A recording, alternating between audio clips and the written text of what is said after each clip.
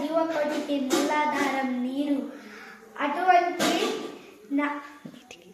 నీటికి ఆధారమైన నదిని నేను.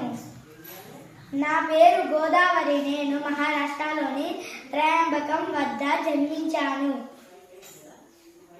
గంగా నది వలె నేను కూడా ఎక్కువ దూరం ప్రయాణం చేస్తాను. అందుకే నన్ను దక్షిణ గంగా అని అంటారు. నేను తెల్లగా ఉంటాను కాబట్టి నన్ను తెలివాహ నది అని కూడా అంటారు. తెలంగాణలోని నిజామాబాద్ జిల్లాలోకి కందకుర్తి వద్ద ప్రవేశిస్తాను. అక్కడ సంగమేశ్వర ఆలయం ఉన్నది.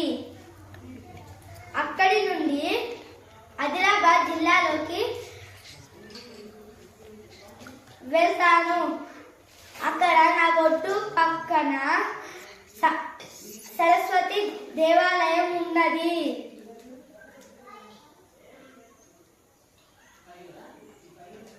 ఆ దేవాలయాన్ని ఆ ఊరిని బాసర అని అంటారు. అక్కడ సరస్వతి దేవిని ఇసుకతో చేశారు. సమస్త జీవకోటికి మూలాధారం నీరు. అటువంటి నీటికి ఆధారమైన నదిని నేను.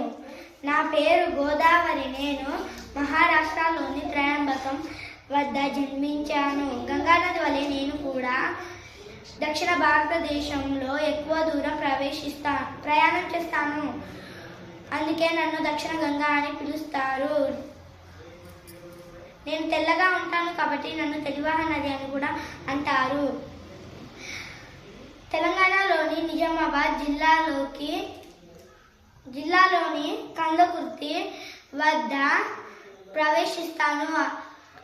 అక్కడ సంగమేశ్వర ఆలయం ఉన్నది. అక్కడి నుండి ఆదిలాబాద్ జిల్లాలోకి ప్రవేశిస్తాను. నా ఒడ్డు పక్కన సరస్వతి దేవాలయం ఉన్నది. ఆ ఊరిని బాసర అని అంటారు.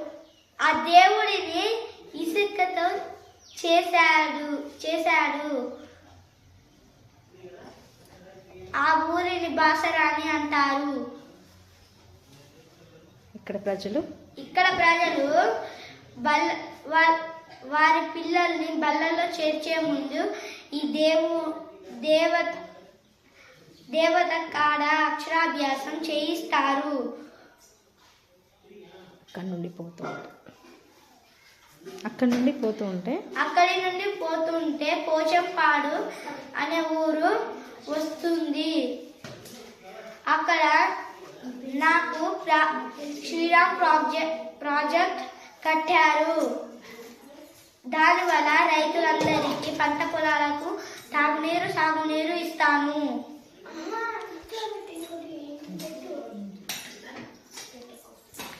అక్కడి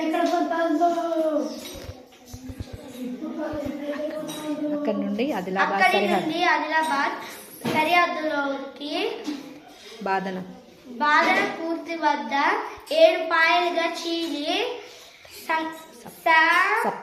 సప్త గోదావరిని అవుతాను.